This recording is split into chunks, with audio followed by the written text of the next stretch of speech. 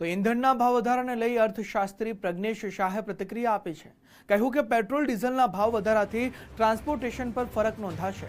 યુદ્ધની સ્થિતિમાં હજુ પણ પેટ્રોલ ડીઝલમાં ભાવ વધારો થઈ શકે છે। આવનાર સમયમાં મોંઘવારીમાં પણ વધારો થવાની શક્યતાઓ છે। આપણે દેશ હિતને ધ્યાનમાં રાખી કામ કરવું જોઈએ, સહકાર આપી પેટ્રોલ ડીઝલ ગેસનો ઓછો ઉપયોગ કરવો જોઈએ તેવું પણ પ્રજ્ઞેશ શાહ દ્વારા કહેવામાં આવ્યું છે। ઈરાન અને ઇઝરાયલનું યુદ્ધ ચાલે છે।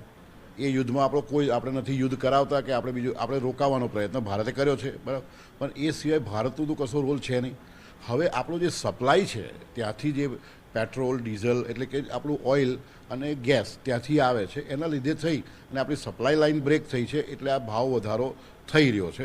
માનીય વડાપ્રધાનશ્રીએ જે આપણને એક આહ્વાન કર્યું છે કે આપણે ડીઝલ પેટ્રોલનો ખપત ઓછી કરીએ તો આ જે પરિસ્થિતિ ઉદ્ભવી રહી છે સપ્લાયમાં એને આપણે પહોંચી વળીએ અને મોંઘવારી ઓછી વધે।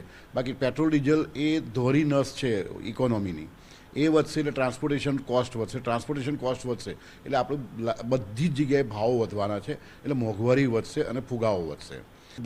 દરેક નાગરિકે કોઈપણ પ્રકારનો ગમો અણગમો કોઈપણ વ્યક્તિ માટે, સરકાર માટે, સમાજના કોઈપણ ભાગ માટે હોય એને છોડીને ફક્ત દેશ માટે, રાષ્ટ્ર માટે વિચારી અને અત્યારે સહકાર આપવો જોઈએ, આનું કન્ઝમ્પશન ઓછું કરવું જોઈએ।